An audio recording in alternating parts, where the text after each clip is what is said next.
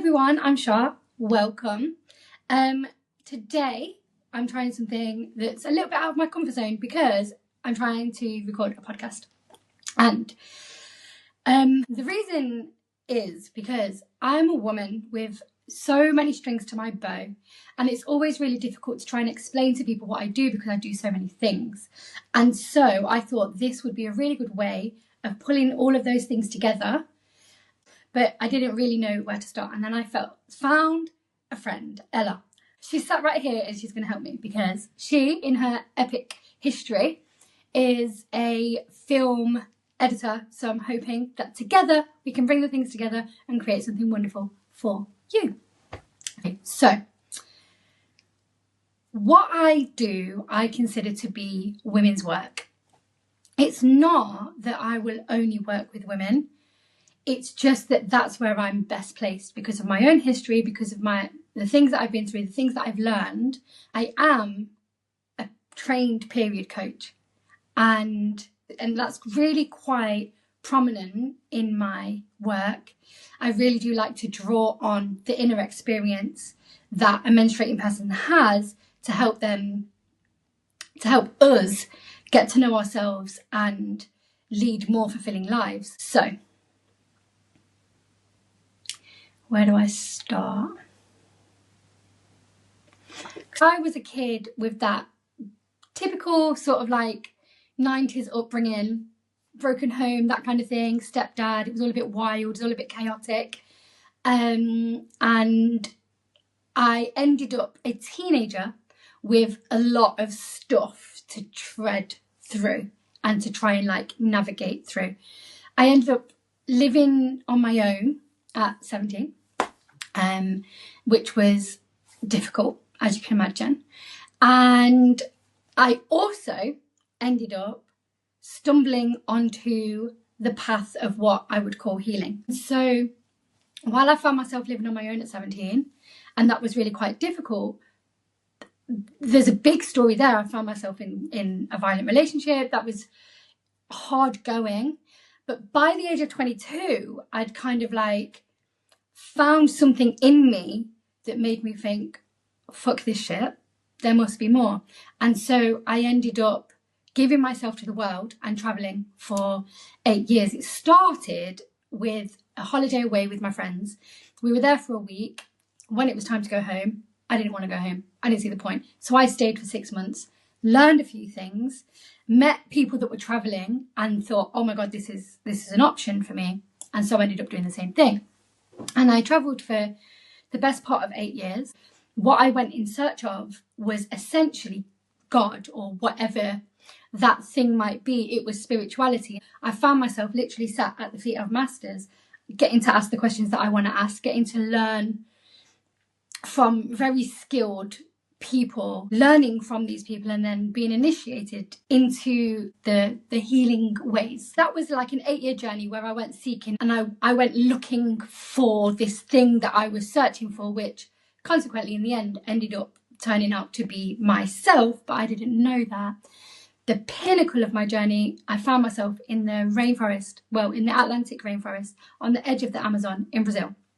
And that was 9 years ago.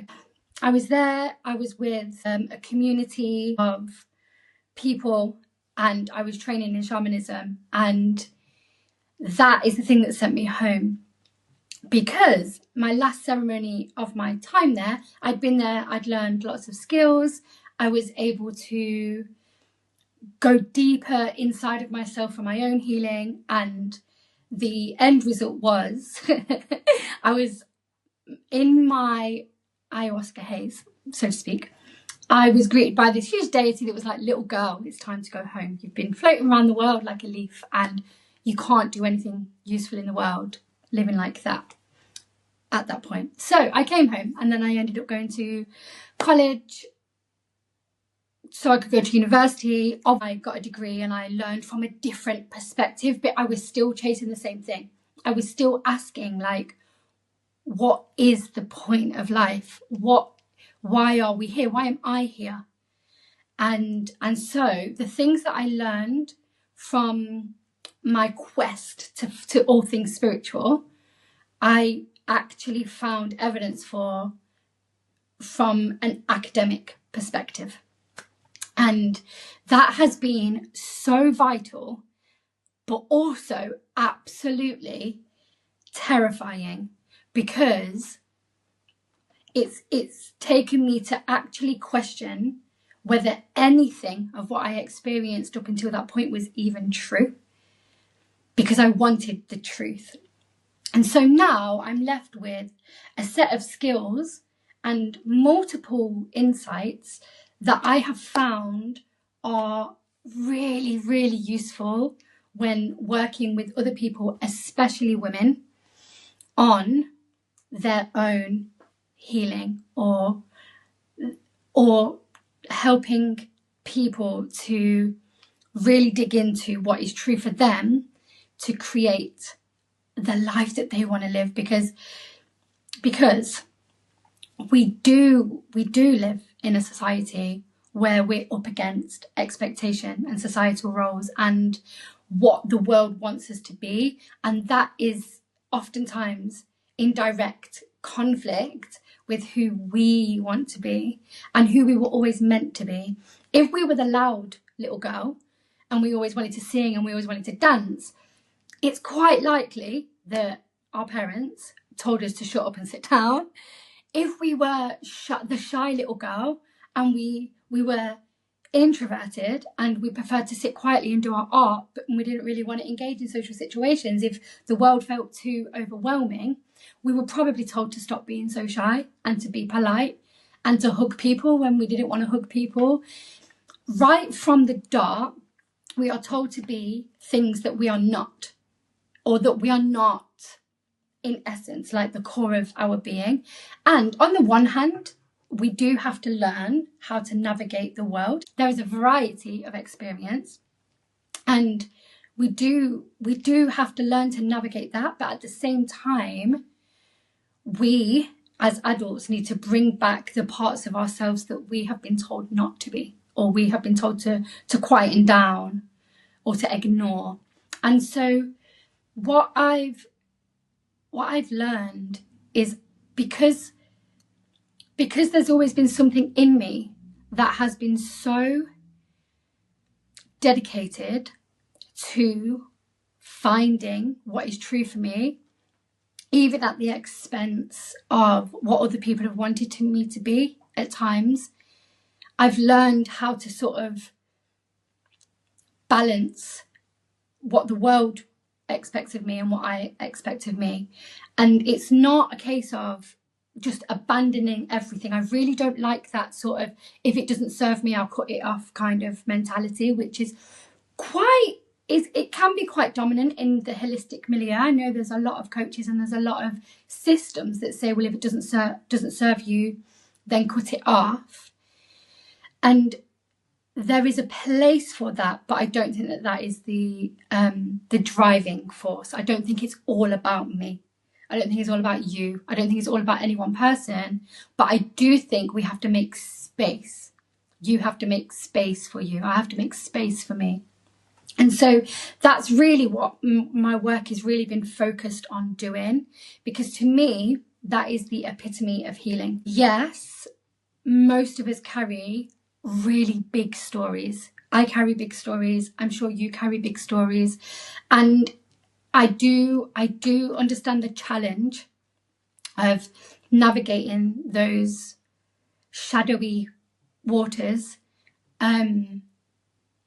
to be able to release those stories, to become somebody who can step into a new version. I do understand that, and that is the importance of the work that I'm trying to offer. So I blend a mixture of my shamanic teachings and spiritual background. You don't have to be a spiritual person. So I've come to understand that there's a very thin line between psychology and spirituality. There's a very thin line. It just depends on what kind of psychology you're leaning into. So positive psychology and spirituality, that there's a lot of similarities, and we can draw from different narratives about the same thing. So you don't have to be a spiritual person, but I come from that perspective. So yeah, so I blend the shamanism and the spirituality with the grounded, academic, tried and tested mind, body, soul, holistic practices, and the concept of women's wisdom, which is to see ourselves in the cycles and the rhythms of the land and the planet and nature. And I do that by using the concept of the medicine wheel or the women's wheel, which is a typography. It's like a map. It's a way of looking at the human psyche and seeing the different parts that make up the entirety of our minds, of our experience. And I do that in a way that is open to the individual's path and journey. And the first place to start is inside of the body. And I use the menstrual cycle. 4 years ago, I finished university and I ended up working with a charity called Freedom for Girls, which is the charity that I work with now. I feel so passionately about that charity. I started working, helping with events. And as I've learned and I've grown and I've found my footing inside of that world, I trained as a menstrual cycle coach, a period coach. Essentially, this almost feels like the next piece of the puzzle for me. I actively engage in things that promote sisterhood. I hold women's circles, I do mum and daughters circles, I do work with individual women and groups of women. But this feels like the next piece. It feels like an opportunity to reach more people with what I've already got, but also deepen my understanding and learning, so I can become more in the world and I can help other people become more in the world. Not only that, I really like the nitty-gritty of things, and there's not very many ways to really get into that today. I'm the kind of person where at my coffee table, these are the things that get spoken about. Like, I've kind of got two levels. I'm either here and I'm trying my best to be in the world, or I'm like 20 levels deeper than most people in the room want to go. But that's just my standard. And so this for me is a way to really get into that and it be useful for me and for other people, anyone who's interested. So I'm hoping that this will appeal to women like me, or women who are out in the world really trying their best to be the best that they can be, and just need tools and need inspiration and confirmation and affirmation that by doing that they are doing the right thing. Because I'm often in conversations with women, especially mothers, who feel like by redirecting and focusing on themselves in any way, they're being selfish and they're taken away from the home, or they're taken away from the role of mother or wife. And it's not true. There is enough of you to do all of the things. And it doesn't have to be kind of like burn down the world and become something else. That's not the path of transformation. It can be tiny little steps, little bite-sized pieces that you can take that essentially fill your life up a little bit more with yourself, fill yourself up with you.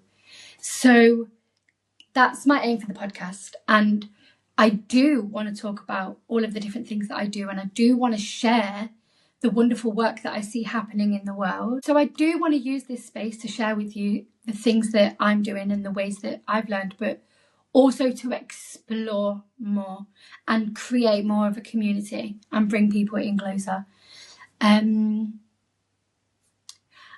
We, at this point, Ella and I, we don't know what form, what shape this podcast is going to take. I don't know what's going to happen, but I'm excited for the journey, and I would love for you to come along with us. If you want to learn a little bit more about some of the things that I do, you can go to charlotteo'byrne.com or Charlotte O'Byrne, A Woman's Work, O'Byrne, O''Byrne.